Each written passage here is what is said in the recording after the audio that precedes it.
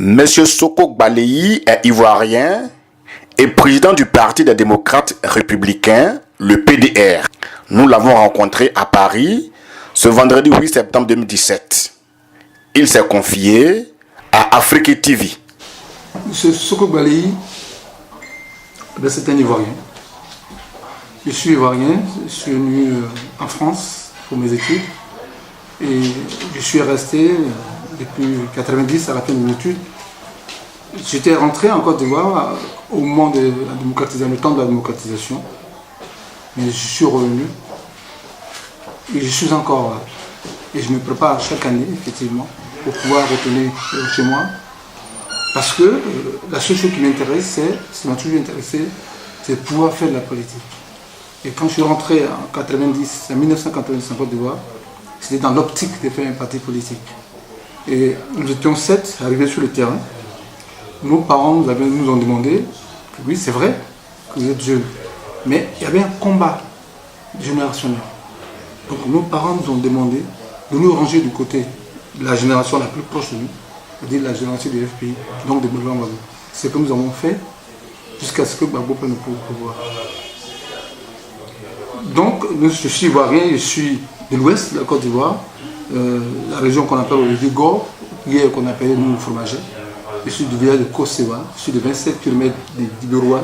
Je suis aujourd'hui à 5 km de haute préfecture qu'on appelle Galébré. On comprend bien que vous avez les deux pieds liés en politique. Concrètement, comment est-ce que vous arrivez à la politique? C'est quoi le déclic? Est-ce le fait qu'il y ait ce vent nouveau de 90, du multipartisme, ou bien vous-même, c'est des choses que vous aviez rêvé en fait? En fait, depuis mes études, moi j'ai fait de l'administration économique et sociale. Ça me met plein pied dans la gestion politique. Donc, à la fin de mes études, je n'ai pas cherché à faire autre chose. La seule chose que je cherche à faire est de créer un parti politique pour aider mon pays par rapport à ce que je suis, ce que j'ai compris. Aujourd'hui, vous êtes à la tête effectivement d'un parti politique, le PDR. C'est quoi le PDR?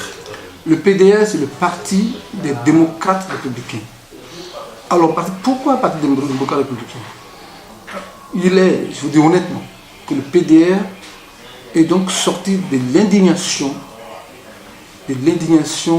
du statut de Marcoussi.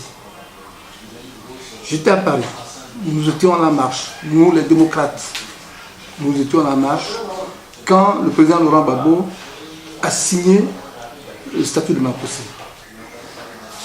Nous étions beaucoup d'entre nous étaient en pleurs, moi le premier, et je peux vous dire honnêtement que je suis rentré de la place République, je suis rentré chez moi à pied. Mais au lendemain de cette journée, j'ai appelé des amis pour dire que le temps est venu pour qu'on change définitivement la valeur politique en Côte d'Ivoire. Parce que pour moi, la Côte d'Ivoire avait été détruite du point de vue institutionnel, du point de vue politique et du point de vue moral. C'est ainsi que, en 2002, nous avons instruit cette idée cette idée et que les textes ont été donc commencé à faire, ont été faits. Et par rapport à la crise, malgré que les documents avaient été déposés en 2002, ce n'est que le 7 août 2008 que le parti a été officiellement reconnu. En Côte d'Ivoire ou à Paris? En Côte d'Ivoire. Donc il y a eu un premier congrès en décembre 2009 en Côte d'Ivoire, donc encore sous Gbagbo. Il y a eu un deuxième congrès en 2011 sous Alassane, et que nous travaillons effectivement à faire connaître le parti, mais au-delà de ça, il ne suffit pas de faire connaître le parti, nous avons des ambitions. Nos ambitions, c'est de faire en sorte que la Côte d'Ivoire devienne un pays démocratique. Parce que nous sommes partis d'un État qui était démocratique après l'élection de Gbagbo, et que la crise en fait en sorte que nous sommes retournés en arrière de plus de 20 ans. Votre première sortie officielle, sinon publique, est prévue au mois de décembre prochain. Mais avant, comment vous y prenez sur le terrain concrètement? Oui, sur le terrain, en Côte d'Ivoire, nous essayons de nous organiser et que même demain samedi, donc le 9, nous avons une réunion fondatrice pour mettre en place un comité de pilotage, celui-là qui va installer les comités dans les 32 régions de Côte d'Ivoire, jusque dans les villages. Parce que avant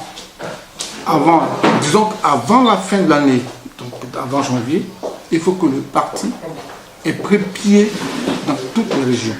De telle sorte au congrès de août 2018 que ce parti soit véritablement représenté en Côte d'Ivoire. On a aussi lu quelque part que vous allez solliciter 100 francs CFA, et nous disons notre mot, 100 francs CFA, à chaque citoyen ivoirien pour financer votre caution de candidature en 2020.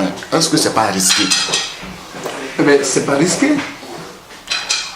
En politique, il y a des gens qui pensent qu'ils sont milliardaires et qui promettent de distribuer des milliards.